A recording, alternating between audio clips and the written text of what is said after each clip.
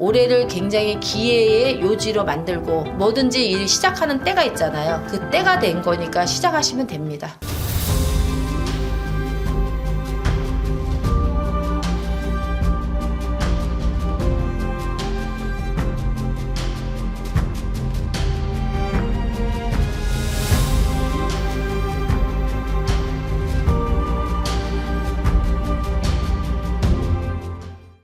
오늘은 태어난 월로 보는 호랑이띠 분들의 평생 운세에 대해서 알아보도록 할 거고요. 우리 호랑이띠 분들 평생 운세 알아보기 전에 이분들의 과거 인생 한번 짚고 넘어가도록 하겠습니다. 우리 범띠들이죠. 범띠들은 천건성이라는 것이 있어요. 이 건자가 건세건사입니다. 그러니까 아무래도 이제 자기가 사주 자체가 높다라고 생각을 하고 권력이 좀 많았었고 보통 사람들보다는 명예로운 일을 많이 하는 것이 이 천건성이 있습니다. 근데 이제 문제는 뭐가 있냐면은 이런 그 높음이 있으니까 이런 것은 있고 의리도 많고 그 다음에 남을 도와주기도 잘하고 눈물도 많고 인정도 많고 이런 건데 이 오지랖이 넓어서 손해를 보시는 것이 너무 많이 있을 수가 있어요. 그래서 이 권력을 가지게 되면은 천하를 누릴 수 있는 게 우리 범띠고 권력을 못 가지게 되면은 그러니까 말하자면은 남의 명령이나 복종을 받게 되면은 싫어하는 것이 있기 때문에 조금 예를 들자면 내가 갑인생인데 내가 대기업에 다녀. 그러면은 사주팔자를 잘 타고났고 그 다음에 거기에 맞는 직업을 가졌기 때문에 조금 문제가 없는 거로 갈 수가 있는 거고 또 내가 이제 98년생인데 나는 조금 사람들보다 덕에서 뭐 경찰관이 됐다든지 아니면 소방관이 됐다든지 그래서 나라의 부름을 받고 나라에서 주는 월급을 먹게 되면은 또 그 사주를 떼올 수가 있는 거예요. 건세와 명예를 가지면은 문제가 없지만 건세와 명예를 못 가지면은 자기가 스스로가 뭐냐면 도태될 수가 있는 거죠. 그래 그게 제일 문제인 거예요. 그래서 이런 사람한테는 뭐가 들어있냐. 자, 우리 말띠하고 우리 개띠하고는 삼합이 들어있어요. 그리고 육합은 돼지띠입니다. 그러니까 돼지띠하고는 육합이 들었으니까 땡글땡글땡글 좋은 거고 그 다음에 말띠하고 그 다음에 개띠하고는 삼합이 들었으니까 땡글땡글땡글 좋은 거고 근데 이제 이 10월하고 이 11월 달에 태어나신 분들은 8패살이 있어요. 8패살.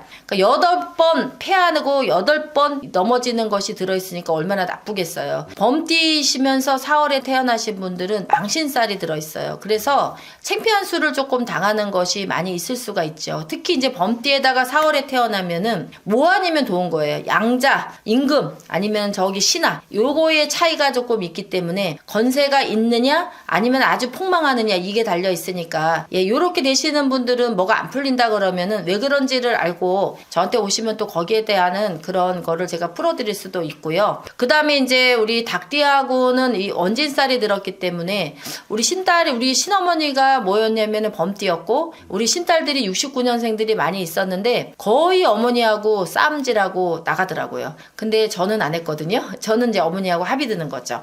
그리고 이제 뱀띠하고는 뭐가 들어가냐면 충살이 들어요. 그러니까 그렇게만 생각하시면은 되겠고 우리 이제 이게 뭐냐면 어떻게 해야지 그러면은 이 범띠들은 살 수 있을까 이거 한번 좀 제가 얘기를 해보겠습니다. 갑인이라는 것은 큰 나무를 말하는 거고 또 우리가 이제 이 경인이라는 거는 여기 인자가 있어요. 이 인이라는 것이 뭐냐면 1, 2, 3, 4, 5, 6, 7, 8, 9가 있는데 이 1월달이 뭐냐면은 이 땅에서 제일 높은 산입니다. 산. 그래서 우리가 산달이라 그래요. 우리 무당끼리는. 그리고 정월달이라고도 하고요. 그래서 큰 달이에요. 그래서 이거는 산이라는 거는 땅에서 제일 높은 것을 말하기 때문에 산신에 가서 치성을 많이 드리고 공을 많이 드리게 되면은 갑인생이나 아니면은 우리 또 경인생이나 무인생이나 병인생이나 이런 사람들은 도움을 굉장히 많이 받을 수가 있어요. 그러니까 산에다가 무조건 조금 드려라 하면은 또 산에를 조금 자주 다니시는 등산을 한다든지 아니면은 또 등산에 갈 때 그냥 내가 목적 없이 가는 것이 아니라 목적 있이 가가지고 뭐 생수 한 병이라도 올려놓고 이렇게 그냥 마음의 기도를 하고 온다든지 또 아니면은 산에 가면은 뭐가 있냐면 선악나무 같은 게 있거든요. 그래서 동네를 수호하는 그런 나무가 있고 목신이 있으니까 그런 데다가 또 고맙다고 인사를 한번 하고 온다든지 그러면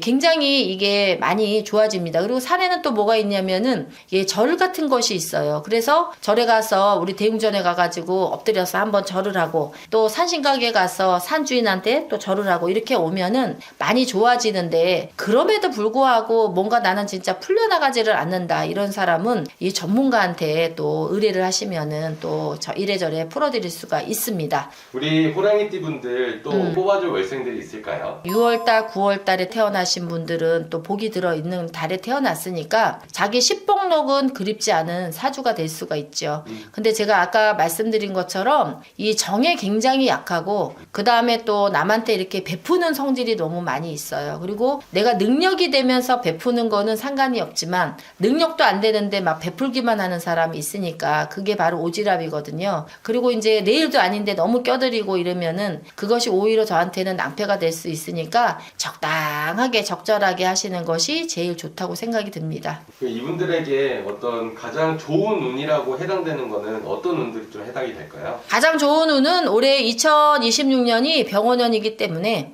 본인들하고 합들은 해운년이 들었고 합들은 달이 또 들어있고 이러기 때문에 올해를 굉장히 기회의 요지로 만들고 그 다음에 요번에 어떤 일을 펼쳐보는 일이 가장 중요한 거니까 뭐든지 일이 시작하는 때가 있잖아요. 그 때가 된 거니까 시작하시면 됩니다. 끝으로 우리 호랑이띠 분들에게 만신무당으로서 메시지 부탁드리겠습니다.